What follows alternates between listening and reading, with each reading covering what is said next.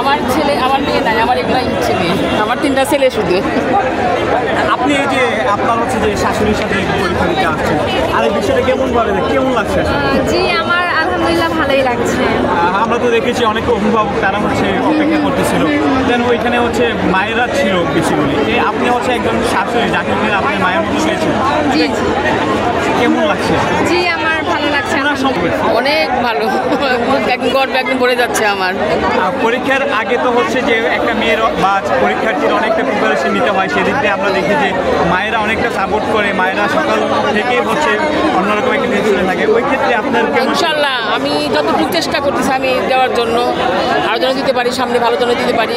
কিন্তু আমার ছেলে আমার সাপোর্টের জন্য সে মার বাড়ি যাইতে চায় না, সে আমার কাছ থেকেই পরীক্ষা দেবে। মা ডাকছে, মার কাছে যাবে না। এখন কি আপনি কি মনে করছেন, আপনার ছেলের বউ পেয়েছেন নাকি মেয়ে পেয়েছেন? আমি এটা মেয়ে, আমার মেয়ে। পরীক্ষা আলহামদুলিল্লাহ, প্রশ্নপত্র স্ট্যান্ডার্ড ছিল, পরীক্ষা আলহামদুলিল্লাহ ভালো হয়েছে। আর বাংলা পরীক্ষা যেহেতু লেখা একটু বেশি ছিল, তাই টাইম ম্যানেজমেন্ট একটা বড় বিষয় ছিল।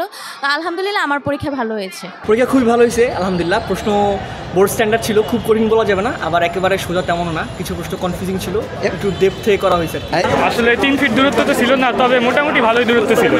ইনশাআল্লাহ জিপিএ 5। ওকে, স্ট্রং স্ট্রাগল তো করতে হবে, কারণ ইন্টার লাইফে এটা মানুষের মেইন লাইফের বেসটা এখানে।